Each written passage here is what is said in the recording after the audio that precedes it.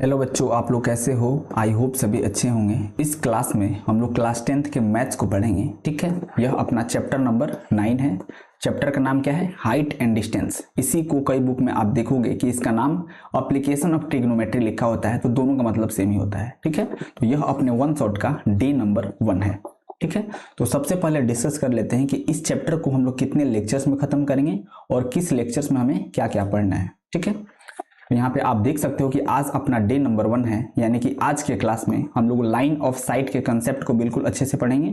उसके बाद से एंगल ऑफ एलिवेशन देखेंगे, एंगल ऑफ डिप्रेशन देखेंगे और क्वेश्चन प्रैक्टिस करेंगे। ठीक है, उसके बाद से डे नंबर 2 में हम लोग केवल क्वेश्चन प्रैक्टिस करेंगे, यानी टोटल 2 लेक्चर्स के अंदर यह अपना चैप्टर हाइट एंड डिस्टेंस बोल लो या फिर एप्लीकेशन ऑफ ट्रिग्नोमेट्री बोल लो, बिल्कुल अच्छे से खत्म हो जाएगा।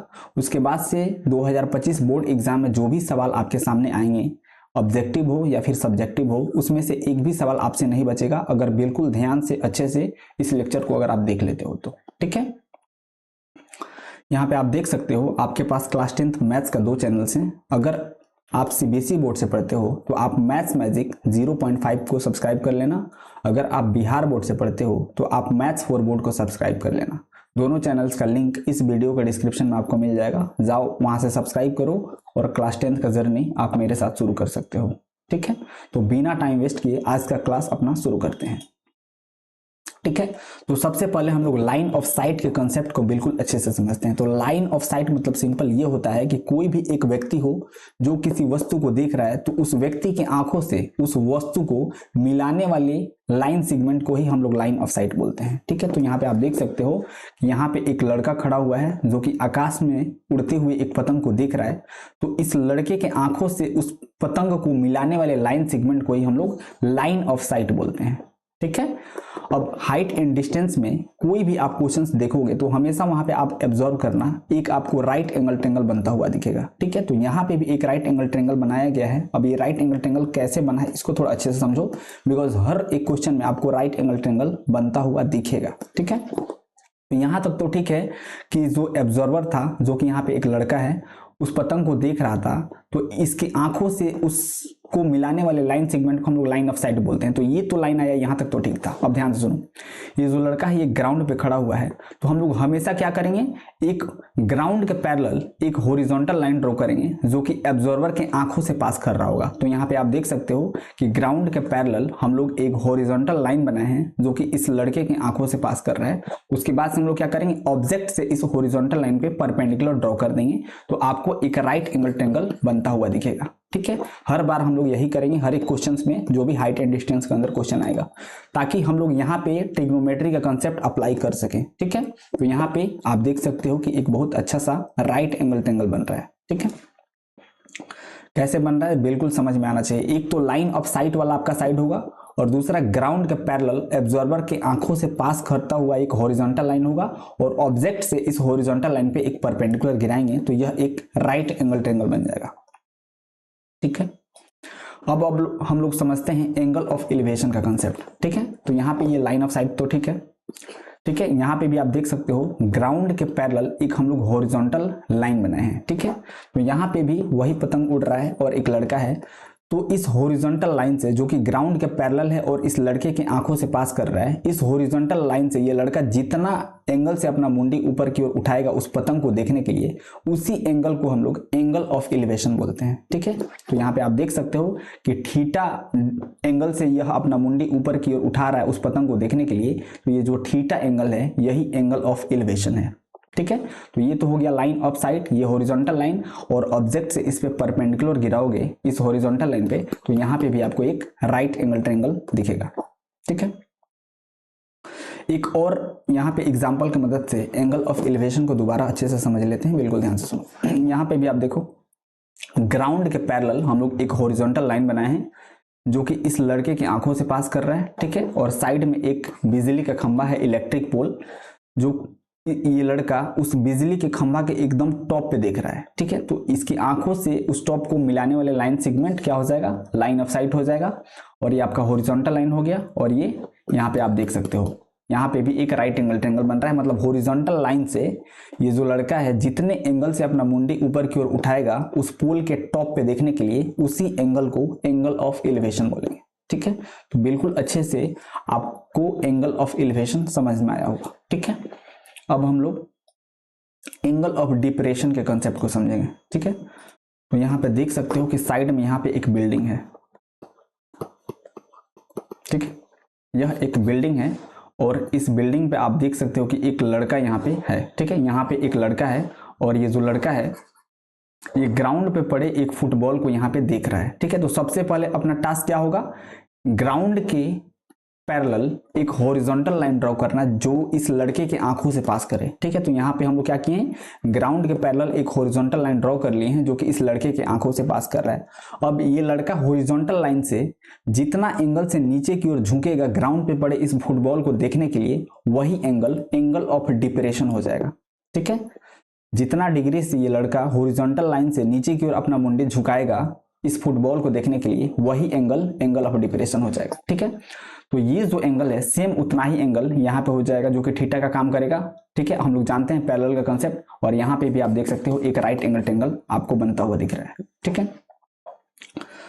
अब हम लोग बिल्कुल अच्छे से लाइन ऑफ साइट समझ चुके हैं, एंगल ऑफ एलिवेशन समझ चुके हैं और एंगल ऑफ डिप्रेशन समझ चुके हैं, ठीक है। तो यहाँ पे हम लोग क्या करेंगे, एंगल ऑफ एलिवेशन और एंगल ऑफ डिप्रेशन को एक ही साथ थोड़ा इसको समझते हैं, ठीक है।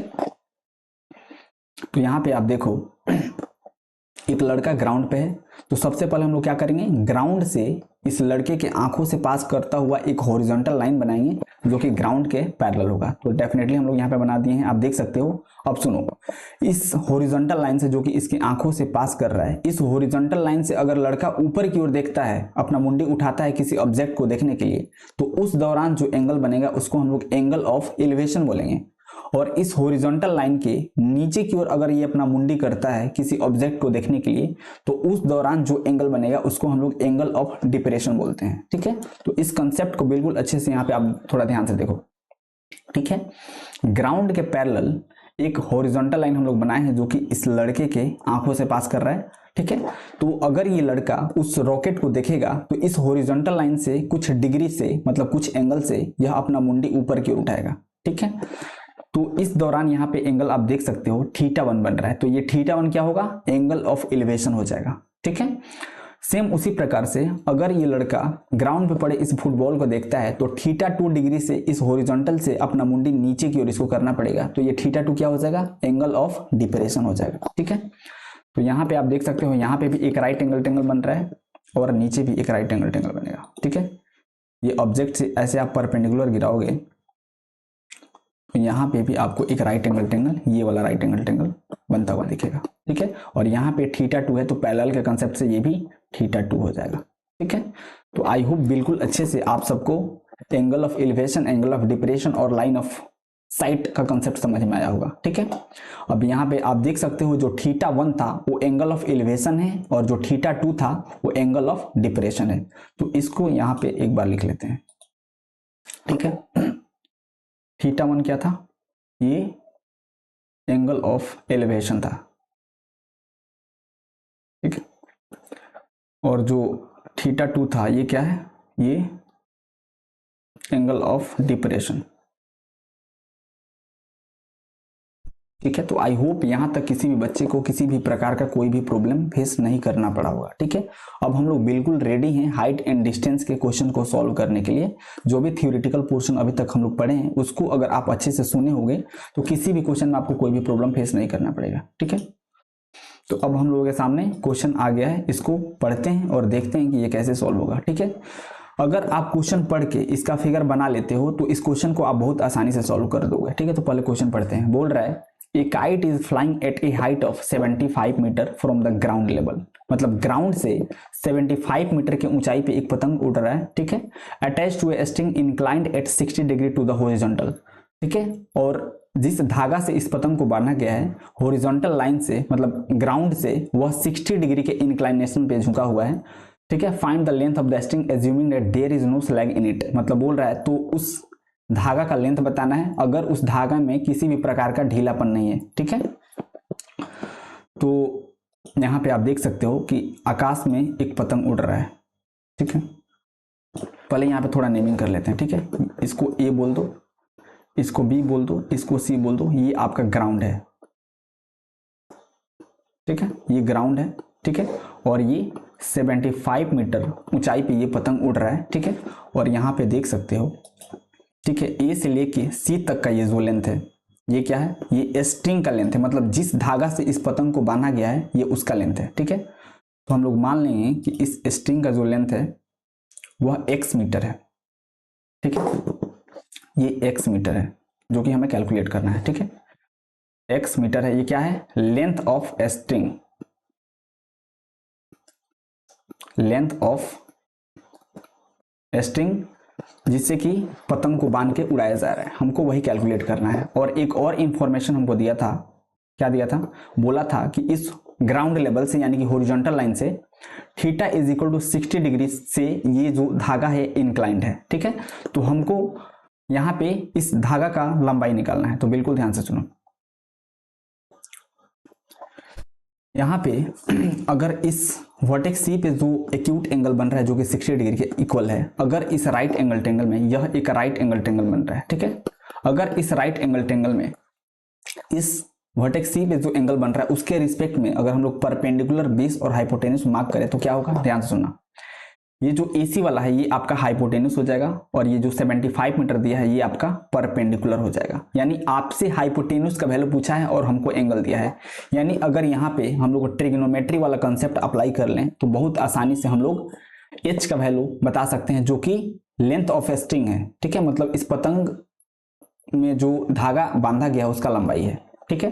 तो यहाँ पे हमको परपेंडिकुलर पता है और हाइपोटेन्यूस निकालना है और थीटा पता है, तो यहाँ पे साइन थीटा का कंसेप्ट हम लोग लगा के इसको निकाल सकते हैं। Sine theta equal to P by H होता है, जिसमें से हमको थीटा पता है, पी पता है, हमको एच निकालना है, ठीक है। तो इस ट्रेंगल ABC में हम लोग साइन थीटा अप्लाई करेंगे, ठीक है। तो इन ट्रेंगल ABC, ठीक है, इन ट्रेंगल ABC हम लोग साइन थीटा अप्लाई करेंगे। तो sine theta is equal to P by H होता है और आप सबने देख रखा है थीटा का वैल्यू 60 डिग्री के इक्वल दिया है, ठीक है। तो sine 60 is equal to P का वैल्यू कितना दिया था, पी का वैल्यू 75 मीटर दिया था, ठीक है। तो ये 75 और एच का वैल्यू x मीटर दिया था, तो यहाँ पे x बोल दो। अब यहाँ से जैसे ही आप सॉल्व करोगे आपके पास x का वैल्यू आ जाएगा और x क्या था, उस ट्रेंगल के हाइपोटेन्यूस का वैल्यू था और वही अपना लेंथ ऑफ स्ट्रिंग था, तो यहाँ से निकल जाएगा, ठीक है। तो साइन 60 कितना होता है, ये √3/2 होता है, तो ये हो जाएगा √3/2 इज इक्वल टू 75/x हो जाएगा, ठीक है। और यहां से आप क्रॉस मल्टीप्लाई करोगे तो √3x is equal to 75 into 2 हो जाएगा, राइट। अब यहां से x का वैल्यू आप निकालोगे तो x इज इक्वल टू कितना हो जाएगा, 150/√3 हो जाएगा, ठीक है। x is equal to 150/√3। यहाँ पे x का वैल्यू तो आ गया है लेकिन यह एक इरेशनल नंबर आया है, यानी इसको हमें रेशनलाइज करना पड़ेगा। तो हम लोग क्या करेंगे, √3 से ऊपर और नीचे हम लोग मल्टीप्लाई करेंगे तो ये रेशनलाइज हो जाएगा। तो 150 √3/3 होगा और 3 से ये कटेगा तो ये कितना आएगा, 7 कितना आ जाएगा, 50 हो जाएगा, ठीक है। तो ये 50 आएगा, यानी x का वैल्यू कितना हो जाएगा, 50 √3 मीटर, ठीक है। ये क्या है, length of string of kite, ठीक है, length of the string of the kite, मतलब जिस धागा से पतंग को बांध के उड़ाया जा रहा है उसका लंबाई x है जो कि 50√3 मीटर के इक्वल निकल के आया है, ठीक है। तो यहाँ पे मार्क कर लो, ये कितना है, 50√3 मीटर, ठीक है, 50√3 मीटर आया है, ठीक है। तो आई होप बिल्कुल अच्छे से आप सबको ये क्वेश्चन समझ में आया होगा, ठीक है। सेम इसी प्रकार से अगला क्वेश्चन आपके सामने है, इसको बिल्कुल अच्छे से पहले पढ़ते हैं, देखते हैं कि ये क्वेश्चन क्या बोल रहा है, उसके बाद से इसको आराम से हम लोग सॉल्व करेंगे, ठीक है। अगर आप इस क्वेश्चन को पढ़ के इसका फिगर अगर आप बना लेते हो तो ये क्वेश्चन आपसे सॉल्व हो जाएगा, ठीक है। बोल रहा है an absorber 1.5 metre tall is 30 metre away from a chimney, मतलब कोई एक चिमनी है जहां से 30 मीटर के दूरी पे एक एब्जॉर्बर है, एक लड़का है जिसका हाइट कितना है 1.5 मीटर है, इसको आप फ्रैक्शन में चेंज करोगे तो ये 3/2 मीटर हो जाएगा। ठीक है, the angle of elevation of the top of the chimney from his eyes is 60 degree. मतलब जहां पे वो लड़का खड़ा हुआ है वहां से उस चिमनी के टॉप पे देख रहा है तो एंगल ऑफ एलिवेशन 60 डिग्री आ रहा है। तो find the height of the chimney, तो उस चिमनी का हाइट बताना कि कितना होगा। ठीक है, तो इसका अगर आप फिगर बनाओगे तो ये फिगर कुछ इस प्रकार से बनेगा। अब इस पे थोड़ा नेमिंग करते हैं एंड देन इसको अच्छे से समझेंगे। ठीक है, चलो इसको हम ए बोल देते हैं, इसको बी बोलते हैं और इसको सी बोल देते हैं। यहाँ पे डी और यहाँ पे ई। इस फिगर को पहले बिल्कुल ध्यान से समझो, उसके बाद से आपको डेफिनेटली ये क्वेश्चन का सॉल्यूशन समझ में आएगा। ठीक है, ये जो बीडी का जो लेंथ है ये एब्जॉर्बर है। ठीक है, यानी कि मान लो कोई एक लड़का होगा जो कि इस चिमनी को एब्जॉर्व कर रहा है और ए से लेके ई तक का जो लेंथ है वो चिमनी का लेंथ है। ठीक है, ये चिमनी का लेंथ है ए से लेके ई तक का। ठीक है, और बी से लेकर डी तक लड़का का लेंथ है जो कि कितना दिया था 1.5 मीटर दिया था। उसको आप फ्रैक्शन में चेंज करोगे तो ये 3/2 मीटर के इक्वल होगा। ठीक है, अब देखो ए से लेके ई तक का जो लेंथ है वो चिमनी का लेंथ है, तो हम लोग मान लेंगे कि चिमनी का लेंथ कितना है, ये मान लो h मीटर है। ठीक है, h मीटर है चिमनी का लेंथ। अब ध्यान से सुनो, यहां पे अगर आप देखोगे तो यह एक रेक्टेंगल बन रहा है और हम लोग जानते हैं कि रेक्टेंगल का जो अपोजिट साइड होता है आपस में इक्वल होता है। यानी बी से लेकर डी तक का लेंथ 3/2 मीटर है, तो सी से लेकर ई तक का जो लेंथ होगा ये भी 3/2 होगा। राइट, और ये आपको 30 मीटर दिया था, मतलब चिमनी से 30 मीटर के दूरी पे ये लड़का खड़ा होके मतलब चिमनी को देख रहा है। तो एंगल ऑफ जो एलिवेशन है यहाँ पे ये कितना बन रहा था, ये 60 डिग्री के इक्वल बन रहा था। एक बार मिलाना, ये ठीक है 60 डिग्री बन रहा था। तो हमसे चिमनी का हाइट पूछा था। ठीक है, तो ए से लेके सी तक का जो लेंथ होगा ये कितना हो जाएगा, ये h माइनस 3/2 मीटर हो जाएगा। बिल्कुल ध्यान से सुनो एक बार, ए से लेके ई तक जो है यह चिमनी का लेंथ है जिसको हम लोग h बोले हैं। ठीक है, और एक लड़का है जिसका हाइट 3/2 मीटर है। ठीक है, जो कि इस चिमनी के टॉप पे देख रहा है, तो एंगल ऑफ एलिवेशन 60 डिग्री आ रहा है, जो कि चिमनी से 30 मीटर की दूरी पे खड़ा हुआ है। तो हमसे चिमनी का लेंथ पूछा था जो कि h मीटर के इक्वल है। और यहाँ पे आप देख सकते हो BDEC एक रेक्टेंगल बन रहा है और हम लोग जानते हैं कि रेक्टेंगल का जो अपोजिट साइड होता है आपस में इक्वल होता है। यानी B से लेकर D तक का जो लेंथ है ये 3/2 मीटर है, तो C से लेकर E तक का जो लेंथ होगा वो भी 3/2 मीटर होगा। तो A से लेकर E तक का लेंथ जो है वो h मीटर है जो कि चिमनी का लेंथ है, और C से लेकर E तक का जो लेंथ है ये 3/2 मीटर है। तो A से लेकर C तक का जो लेंथ होगा ये कितना होगा, h माइनस 3/2 मीटर होगा। इसको बिल्कुल अच्छे से आप समझ जाना। ठीक है, अब यहाँ पे ये 30 मीटर है तो ये भी 30 मीटर हो जाएगा। राइट, तो ये भी एक राइट एंगल ट्रायंगल बन रहा है। तो इस राइट एंगल ट्रायंगल में हम लोग क्या करेंगे, परपेंडिकुलर बेस और हाइपोटेन्यूज एक बार मार्क करते हैं। ध्यान से देखना, यहाँ पे एक्यूट एंगल थीटा बन रहा है, तो इस थीटा के रिस्पेक्ट में अगर हम लोग परपेंडिकुलर बेस और हाइपोटेन्यूज मार्क करें तो ये आपका परपेंडिकुलर हो जाएगा और ये आपका बेस हो जाएगा। ठीक है, तो इस ट्रायंगल में हम लोग टेन थीटा को अप्लाई करेंगे तो यहाँ से इजिली अपने पास h का वैल्यू निकल के आ जाएगा। और h क्या था, h हाइट ऑफ चिमनी था। ठीक है, तो in triangle ABC tan theta हम लोग कैलकुलेट करेंगे। ठीक है, इन ट्रायंगल ABC। ठीक है, टेन थीटा।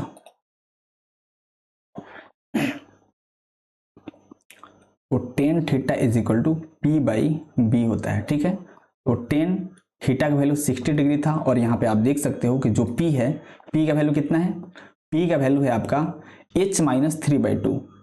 ठीक है, P का वैल्यू कितना है भैया, h minus 3/2 divided by B का वैल्यू कितना है, B का वैल्यू 30 है। ठीक है, इसको बिल्कुल अच्छे से हमें सॉल्व करना पड़ेगा। ठीक है, तो 1060 कितना होता है, 1060 √3 होता है। ठीक है, √3 is equal to h minus 3/2 divided by 30 हो जाएगा, डिवाइडेड बाई ये 30 हो जाएगा।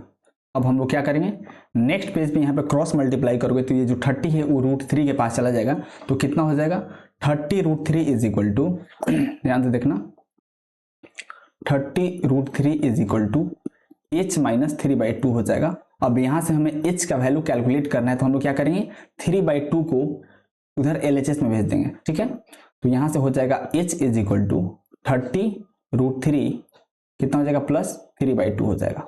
ठीक है, तो h का वैल्यू निकालोगे तो यहाँ से पहले एलसीएम थोड़ा ले लेते हैं, देखो क्या होगा। यहाँ पे एलसीएम लोगे तो एलसीएम आपके पास 2 हो जाएगा और यहाँ पे कितना हो जाएगा, ये हो जाएगा 60√3 प्लस 3 हो जाएगा। और जो h का वैल्यू ये कितना हो जाएगा, यहाँ से आप 3/2 कॉमन ले सकते हो। तो 3/2 अगर आप यहाँ से कॉमन लोगे तो आपके पास कितना बचेगा, यहाँ पे 20√3 प्लस 1 बच जाएगा। ठीक है, तो इतना metre height of the chimney हो जाएगा। ठीक है, तो आई होप बिल्कुल अच्छे से ये क्वेश्चन आपको समझ में आया होगा कि हम लोग इसको कैसे सॉल्व किए हैं। ठीक है, एक बार और इसको थोड़ा अच्छे से देख लो। यहाँ पे आपको बोला था कि एक एब्जॉर्बर है, ठीक है, मतलब एक लड़का है जो 3/2 मीटर लंबा है। ठीक है, वह एक चिमनी से 30 मीटर की दूरी पे खड़ा हुआ है। ठीक है, और वह चिमनी के टॉप पे देख रहा है तो एंगल ऑफ एलिवेशन 60 डिग्री आ रहा है। ठीक है, तो हमें चिमनी का हाइट बताना है। तो चिमनी का हाइट हम लोग h बोल दिए हैं और यहाँ पे BDEC एक रेक्टेंगल बन रहा है। तो रेक्टेंगल के अपोजिट साइड आपस में इक्वल होते हैं, यानी BD का लेंथ 3/2 मीटर है तो CE का भी लेंथ 3/2 मीटर होगा और DE का लेंथ 30 मीटर है तो BC का भी लेंथ 30 मीटर होगा। ठीक है, और AE क्या है, चिमनी का हाइट है जिसको हम लोग h मीटर बोल दिए हैं। ठीक है, तो AC का जो लेंथ होगा वो h-3/2 होगा। अब अपने पास जो ट्रायंगल ABC आया है उसमें हमको परपेंडिकुलर का वैल्यू पता चल गया है, बेस का वैल्यू पता चल गया है। तो tan थीटा = P/B का कंसेप्ट हम लोग लगाएंगे तो वहां से हम लोग h इजिली कैलकुलेट कर सकते हैं और वही हम लोग यहाँ पे किए हैं, आप देख सकते हो। ठीक है, तो इस प्रकार से आप बहुत आसानी से हाइट एंड डिस्टेंस का क्वेश्चन सॉल्व करते हो। अगर आप क्वेश्चन को पढ़ के अगर फिगर बना पा रहे हो सक्सेसफुली तो आपसे क्वेश्चन इजिली सॉल्व हो जाएगा। ठीक है, अब अगला क्वेश्चन अपने सामने है, इसको पहले अच्छे से पढ़ते हैं, देखते हैं कि ये क्वेश्चन क्या बोल रहा है। ठीक है, उसके बाद से इसको सॉल्व करना शुरू करेंगे। ठीक है, तो बोल रहा है from the top of a building the angle of depression of 2 cars in the same straight line with the base of the building at an instant are found to be 45 degree and 60 degree. ठीक है, मतलब कोई एक building है, उसके top से नीचे की ओर देखने पे 2 कार्स का एंगल ऑफ जो डिप्रेशन है वो 45 डिग्री और 60 डिग्री है। ठीक है, उसके बाद से बोल रहा है if the cars are 100 metres apart and are on the same side of the building find the height of the building. ठीक है, और वो जो दोनों कार्स हैं एक दूसरे से 100 मीटर की दूरी पे हैं और दोनों कार्स बिल्डिंग के एक ही ओर हैं, तो इस बिल्डिंग का हाइट बताना है कि कितना होगा। ठीक है, तो यहाँ पे आपको जो एंगल ऑफ डिप्रेशन दिया है, एंगल ऑफ डिप्रेशन कितना कितना दिया है, 45 डिग्री एंड 60 डिग्री दिया है। ठीक है, और दोनों कार्स एक दूसरे से 100 मीटर्स की दूरी पे हैं। ठीक है, तो यहाँ पे एक फिगर बना हुआ है, यहाँ पे आप देख सकते हो कि जो AC है यह बिल्डिंग का लेंथ है। ठीक है, यह बिल्डिंग का लेंथ है AC, तो ये मान लेंगे कि h मीटर के इक्वल है। ठीक है, और पॉइंट D पे एक कार है और एक कार पॉइंट B पे है, दोनों एक दूसरे से 100 मीटर के दूरी पे हैं। ठीक है, और पॉइंट A जो है वह बिल्डिंग का टॉप है, यहां से दोनों कार्स का देखने पे angle of elevation angle of depression अलग अलग आ रहा है। तो पहला एंगल ऑफ डिप्रेशन 45 डिग्री है और दूसरा 60 डिग्री है। ठीक है, तो ये हो जाएगा 45 डिग्री और ये हो जाएगा 60 डिग्री। ठीक है, और B से लेकर C तक का जो लेंथ है इसको x मीटर बोल देते हैं। ठीक है, तो यहाँ पे देख सकते हो अपने पास 2 राइट एंगल ट्रायंगल बन रहा है, एक ABC और एक ADC। तो इन दोनों राइट एंगल ट्रायंगल्स में हम लोग क्या करेंगे, ट्रिग्नोमेट्री का कंसेप्ट अप्लाई करेंगे। अपने पास 2 इक्वेशन बनेगा और अपने पास इस बिल्डिंग का हाइट जो कि h मीटर के इक्वल है वह निकल के आ जाएगा। ठीक है, तो सबसे पहले यहाँ पे हम लोग क्या करेंगे, जो अपने पास ट्रायंगल ABC है उसमें हम लोग क्या करेंगे, tan थीटा अप्लाई करेंगे। ठीक है, in triangle ABC, in triangle ABC tan theta apply करेंगे। ठीक है, तो यहां पे हम लोग tan थीटा अप्लाई करेंगे। tan थीटा क्या होता है, P/B होता है, और यहाँ पे आप देख सकते हो आपके पास थीटा का वैल्यू 60 डिग्री है। ठीक है, P का वैल्यू h मीटर है और B का वैल्यू x है। ठीक है, तो tan 60 = h/x हो जाएगा। टेन 60 कितना होता है, ये √3 होता है, is equal to H by X हो जाएगा, और एक्स इज इक्वल टू यहाँ पे एच बाई √3 निकल के आ जाएगा। इसको इक्वेशन 1 बोल दो कुछ देर के लिए, ठीक है। अब सेम इसी प्रकार से अपने पास एक और ट्रेंगल है, ठीक है। यहाँ पे आप देख सकते हो अपने पास एक और ट्रेंगल है, ट्रेंगल ए डी सी। देखो ध्यान से, यहाँ पे अपने पास एक और ट्रेंगल है, ट्रेंगल ए डी सी। तो इसमें अगर आप ध्यान से देख पाओ तो डी से लेके सी तक का जो लेंथ है ये बेस का काम कर रहा है, ठीक है। और इसका लेंथ कितना हो जाएगा, 100 प्लस x मीटर हो जाएगा, ठीक है। क्योंकि डी से लेके बी तक का जो लेंथ है वो 100 है, और बी से लेके सी तक का जो लेंथ है वो x है, इसलिए डी से लेके सी तक का जो लेंथ होगा वो 100 प्लस x मीटर होगा, जो कि ट्रेंगल ए डी सी के लिए बेस का काम करेगा, और परपेंडिकुलर ए सी होगा जो कि h मीटर है। तो यहाँ पे भी हम लोग टेन थीटा अप्लाई करेंगे ट्रेंगल ए डी सी में, ठीक है। तो in triangle A D C, ठीक है, तो यहां पे भी हमें टेन थीटा अप्लाई करना है। तो क्या हो जाएगा, tan theta is equal to P by B होता है, और थीटा का वैल्यू 45 डिग्री था, तो tan 45 is equal to P का वैल्यू कितना था, पी का वैल्यू एच था, और बी का वैल्यू कितना था, ये था 100 प्लस एक्स, ठीक है। और टेन 45 कितना होता है, ये 1 होता है, तो 1 is equal to H divided by 100 plus X हो जाएगा, ठीक है। तो क्रॉस मल्टीप्लाई करोगे तो यहां से आप देख सकते हो आपके पास h is equal to 100 plus X निकल के आएगा, ठीक है। इसको इक्वेशन सेकंड बोल दो। हमको height of the building calculate करना था जो कि h मीटर के इक्वल है, ठीक है। यानी अगर हम लोग यहां से आप देख सकते हो कि इक्वेशन 1 से x का वैल्यू h बाई √3 इक्वेशन 2 में डाल दें तो अपने पास एक ऐसा इक्वेशन निकल के आएगा जिसमें केवल h वेरिएबल होगा, और वहां से हम लोग सिंप्लीफाई करेंगे तो अपने पास हाइट ऑफ द बिल्डिंग जो कि h मीटर के इक्वल है निकल के आ जाएगा, ठीक है। तो यहाँ पे हम लोग क्या करेंगे, इक्वेशन 2 में इक्वेशन 1 से x का वैल्यू रखने में, ठीक है। तो फ्रॉम इक्वेशन 1 एंड 2, ठीक है, इक्वेशन 1 से हम लोग x का वैल्यू रखेंगे h के फॉर्म में इक्वेशन 2 में। तो इक्वेशन 2 अपने पास कितना है, इक्वेशन 2 है h is equal to 100 plus X, h is equal to 100 plus X, और हम लोग जानते हैं कि जो x है उसका वैल्यू इक्वेशन 1 में कितना था, ये h बाई √3 के इक्वल था, ठीक है। तो इस h बाई √3 को आप LHS में लेके जाओगे तो h minus h by √3 is equal to 100 हो जाएगा, और यहाँ से h कॉमन निकाल लोगे तो ये कितना होगा, ये हो जाएगा आपके पास 1 minus 1 by √3 is equal to 100 हो जाएगा, ठीक है। ये पूरा कैलकुलेशन है, आई होप ये कैलकुलेशन आप सबको समझ में आ रहा होगा। अब यहाँ से आप √3 एलसीएम ले लोगे तो क्या हो जाएगा, तो h इंटू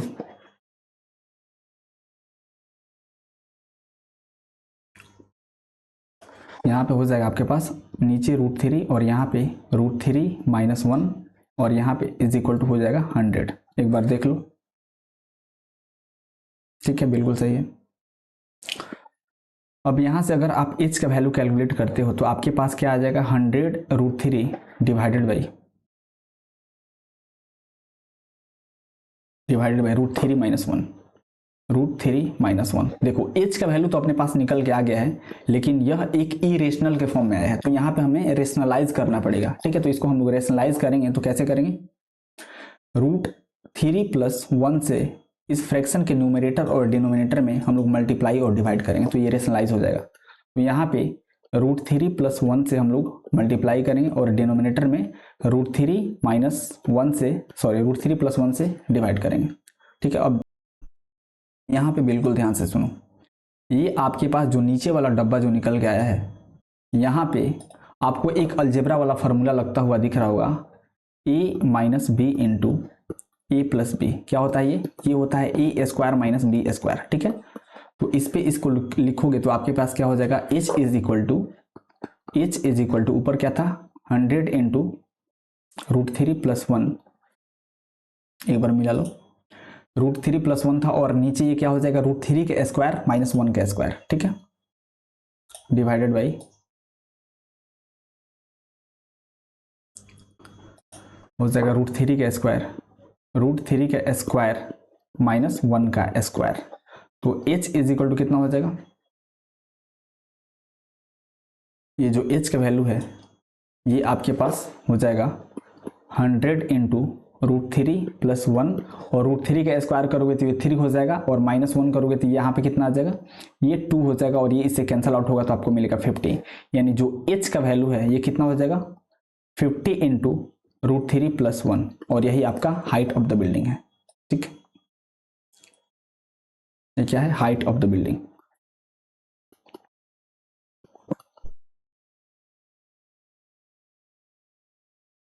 ठीक है, तो आई होप बिल्कुल अच्छे से आप सबको ये क्वेश्चन समझ में आया होगा।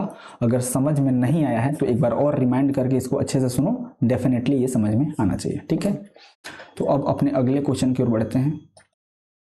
ठीक है, अब अगला क्वेश्चन अपने सामने है, इसको अच्छे से पढ़ते हैं, देखते हैं कि ये क्वेश्चन क्या बोल रहा है। ठीक है, इतना लंबा चौड़ा क्वेश्चन देख के डरना नहीं है। ठीक है, आराम से इसको पढ़ना है, समझना है। ठीक है, नहीं समझ में आ रहा है तो मेरे साथ समझो इसको और सॉल्व करने का कोशिश करो। ठीक है, तो पहले आराम से इसको पढ़ते हैं, देखते हैं कि ये क्या बोल रहा है।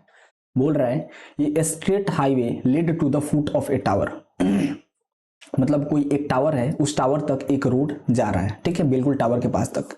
A man standing at the top of the tower absorbs A car eight an angle of depression of 30 degree. ठीक है, मतलब उस टावर के टॉप पे एक व्यक्ति है जो कि उस रोड से टावर की ओर आती हुई एक कार को 30 डिग्री के एंगल ऑफ डिप्रेशन से एब्जॉर्ब कर रहा है। ठीक है, which is approaching the foot of the tower with a uniform speed, जो कि एक समान चाल से, मतलब यूनिफॉर्म स्पीड से, मतलब टावर की ओर आ रहा है। ठीक है, 6 second later the angle of depression of the car is found to be 60 degree. मतलब किसी एक मोमेंट पे उस कार का जो एंगल ऑफ डिप्रेशन था वो 30 डिग्री था, लेकिन वही 6 सेकंड बाद उस कार को देख रहा है तो उसका एंगल ऑफ डिप्रेशन बढ़ करके 60 डिग्री हो जा रहा है। ठीक है, तो बोल रहा है find the time taken by the car to reach the foot of the tower from this point. ठीक है, मतलब जिस पॉइंट पे उस कार का एंगल ऑफ डिप्रेशन 60 डिग्री हो रहा है, उस पॉइंट से उस टावर तक पहुंचने में उस कार को कितना टाइम लगेगा ये हमें बताना है। तो यहाँ पे इस क्वेश्चन में बहुत ढेर सारा डेटा बोल दिया है, 1 बाय 1 करके इसको अच्छे से फिगर की मदद से समझते हैं और फिर देखेंगे ये कैसे सॉल्व होगा। ठीक है, तो यहाँ पे आपके सामने एक फिगर बना हुआ है, इस फिगर को पहले अच्छे से समझते हैं। ठीक है, तो यहाँ पे पहले मार्क कर लेते हैं। ठीक है, इसको ए बोल दो, इसको बी बोल दो, इसको सी बोल दो और इस पॉइंट को डी बोल दो। ठीक है, अब क्वेश्चन में बहुत ढेर सारा चीज बोल दिया था तो 1 बाय 1 करके इस फिगर पे उसको समझेंगे। ठीक है, तो ये जो एसी है यह हम लोग मान लेंगे कि टावर है। ठीक है, हाइट ऑफ टावर, एसी क्या है, टावर है। ठीक है, तो इस टावर का लेंथ, ठीक है, मान लेंगे h मीटर के इक्वल है। ठीक है, और पॉइंट डी पे स्टार्टिंग में कार था, जब फर्स्ट टाइम व्यक्ति इस कार को देखा था तो उसका एंगल ऑफ डिप्रेशन कितना था, एंगल ऑफ डिप्रेशन 30 डिग्री था, तो ये 30 डिग्री।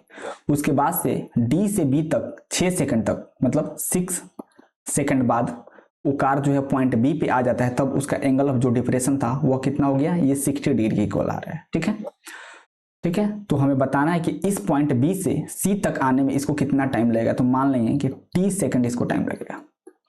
ठीक है, बिल्कुल ध्यान से दोबारा सुनो। ठीक है, एसी एक टावर है, इस टावर के सबसे टॉप पे एक व्यक्ति खड़ा हुआ है जो कि एक कार को देख रहा है। ठीक है, तो पॉइंट डी पे फर्स्ट टाइम उस कार को देख रहा है तो इसका एंगल ऑफ डिप्रेशन 30 डिग्री हो रहा है। ठीक है, उसके बाद से 6 सेकंड बाद वो कार पॉइंट बी पे आ जा रहा है, तब वही व्यक्ति उस कार को देख रहा है तो उसका एंगल ऑफ डिप्रेशन 60 डिग्री हो रहा है। तो बोल रहा है कि पॉइंट बी से सी तक आने में उसको कितना टाइम लगेगा। सिंपल, तो ये आपका हो जाएगा 30 डिग्री और ये हो जाएगा आपका 60 डिग्री। ठीक है, तो यहां पे आप देख सकते हो क्वेश्चन में स्टार्टिंग में बोल दिया था कि जो कार है वह एक यूनिफॉर्म स्पीड के साथ मूव कर रहा है। ठीक है, तो पॉइंट डी से सी तक इस कार का जो स्पीड होगा वो हम लोग मान लेंगे x मीटर पर सेकंड है। ठीक है, x मीटर पर सेकंड इस कार का स्पीड है। ठीक है, अब यहाँ पे हम लोग क्या करेंगे, d से लेके b तक का हम लोग लेंथ कैलकुलेट करेंगे। ठीक है, तो d से लेके b तक में आपको टाइम दिया है और स्पीड दिया है, तो यहाँ से हम लोग लेंथ db को इजीली कैलकुलेट कर सकते हैं। ठीक है, लेंथ बोलो या फिर इसी को डिस्टेंस भी आप बोल सकते हो। तो हमको स्पीड पता है और टाइम पता है, हम लोग जानते हैं distance is equal to speed into time होता है। ठीक है, तो इस फॉर्मूला को हम लोग यहाँ पे अप्लाई करेंगे तो dB का जो लेंथ होगा ये 6x हो जाएगा। ठीक है, उसी प्रकार से हम लोग यहाँ पे BC का लेंथ कैलकुलेट करेंगे, तो BC का लेंथ कैलकुलेट करेंगे तो B से लेकर C तक कार को पहुंचने में t सेकंड टाइम लगा है, और स्पीड तो x मीटर पर सेकंड इसके बीच भी होगा, बिकॉज ये जो कार है एक यूनिफॉर्म स्पीड से चल रहा है। ठीक है, तो BC का लेंथ कितना हो जाएगा, ये हो जाएगा आपका tx हो जाएगा। ठीक है, तो हम लोग यहाँ पे dB का लेंथ कैलकुलेट कर चुके हैं, BC का लेंथ कैलकुलेट कर चुके हैं। अब हम लोग क्या करेंगे, 1/1 दोनों ट्रायंगल्स में, ठीक है, tan थीटा लिखेंगे। तो सबसे पहले ट्रायंगल ABC में लिखते हैं tan थीटा। ठीक है, तो इन ट्रायंगल ABC, ठीक है,